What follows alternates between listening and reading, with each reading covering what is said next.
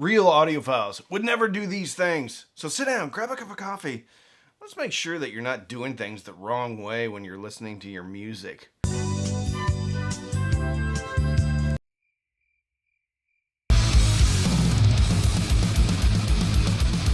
I have been doing this channel for almost 2.5 years now, and I've had the opportunity to receive over 100,000 comments that tell me what I'm doing wrong. Now, not all these comments are bashing me, but a lot of them are, and it's not really good for my mental health to read all of the comments put on my videos because there are a lot of opinions. So I'm going to talk about some of the opinions that I think are patently false. And if anybody's told you these things, or you feel like you've got to do things a certain way to be an audiophile, well, we're going to talk about that.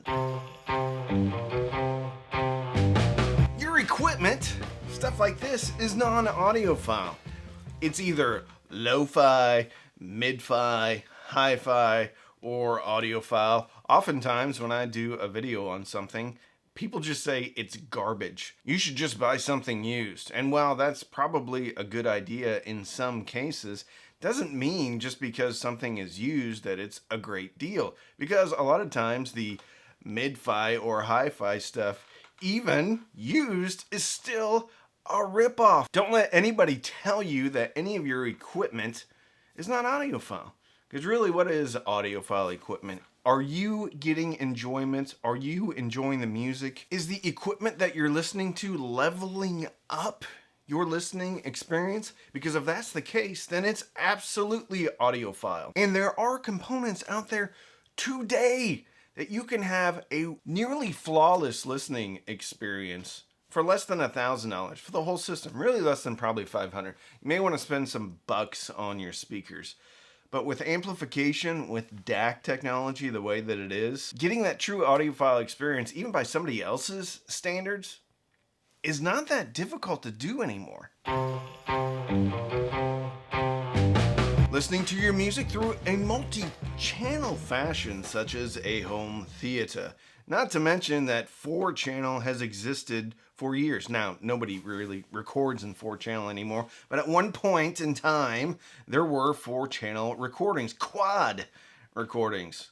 Pioneer made a quad receiver, Kenwood, a bunch of people made quad receivers. There are more AVRs out there, and I get more questions on AVR receivers for music than probably 2-channel amplifiers or integrated amplifiers. Bottom line is, even if the music wasn't recorded in multi-channel, listening through multi-channel, all-channel stereo, Dolby Music, or whatever else you want to listen to, doesn't mean that you're not listening in an audiophile manner. You can listen to more than 2 speakers and still be an audiophile. Frankly, some of the best experiences I've ever had with music are through multi-channel, and they weren't recorded in multi-channel. We don't even know what the artist intended or how the artist wanted us to listen to their music, because guess what? It's not really their music anymore. It's our music, whether we're streaming it or we own it on vinyl or CD. How we listen to their music, which is now our music, is up to us. But don't let anybody tell you that listening through 4 or 5 or 12 speakers is not audiophile.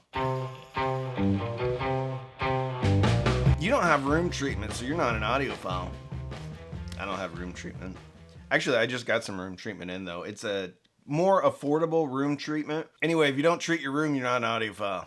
Because now you're listening to it how the artist didn't intend it, because, I don't know. Anyway, I don't use room treatment, and I would argue that most people don't use room treatment. I've heard this over and over again in the comments. The most important thing about your music is the room. Yeah, I get it. Maybe if you're in like a glass case or a cement bunker, maybe that's the case. But for most people that have carpet, some furniture, a few fake trees in their room, it's not really that big of a deal. Especially if you use a little bit of tone controls here and there, but I don't want to spoil the next one. Anyway, you don't need room treatment to be an audiophile. Don't use EQ or tone controls. I know I'll probably beat this horse to death when I talk about this. True audiophiles don't use tone controls or EQ because it's not how the artist intended it, even though we don't know what the artist intended. We weren't there, and we don't know what our room or how our room is impacting the sound. Even though all of that may be true, you still don't use tone controls or EQ. You have a bass issue with your room, don't use EQ, because that's not how the artist intended it. What we really should be talking about is how did the artist intend your room to be? Because unless you have the perfect room, I guess, you can't use EQ or tone controls, or because it introduces noise. Guess what else introduces noise? The idiot across the street with the leaf blower. Your refrigerator turning on.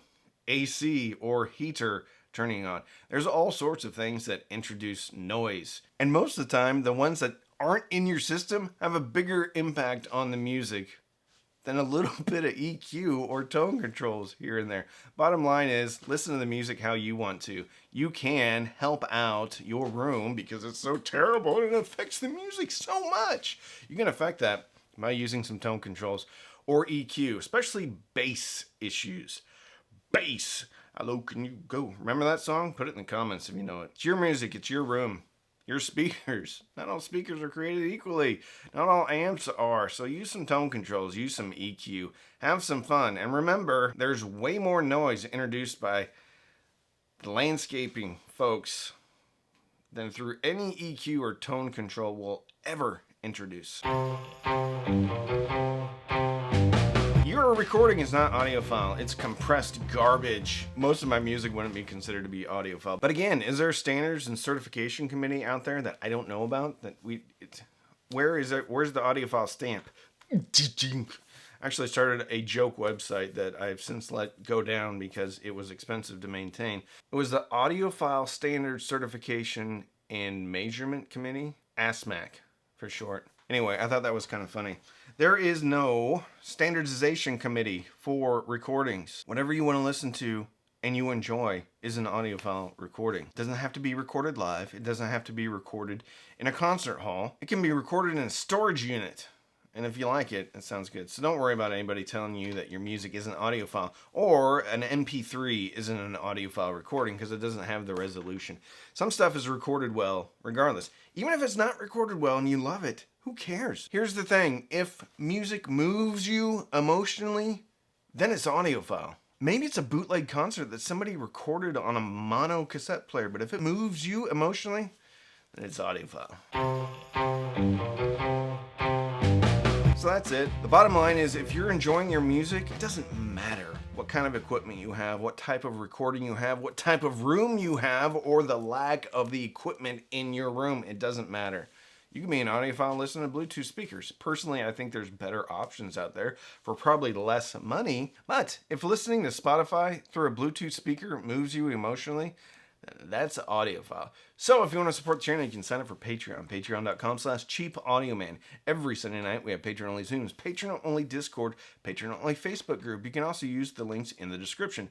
Those are affiliate links, which means if you click and you buy, I get a commission, but it doesn't cost you any more. So it's a great way to support the channel. You can sign up for Tidal, Rune, or Amazon Music. Links in the description. Click sign up. Usually there's a trial period. Even if you quit though, I still get a couple of bucks. You can also buy me a cup of coffee. Use the thanks button down at the bottom of the video next to the share button. But don't feel compelled to buy me anything. So don't binge watch anything on Netflix or Hulu. Binge listen through your terrible recordings through multi-channel speakers in your bad room and fill your soul with happiness. And with that, I'm Randy. I'm the Cheap Audio Man.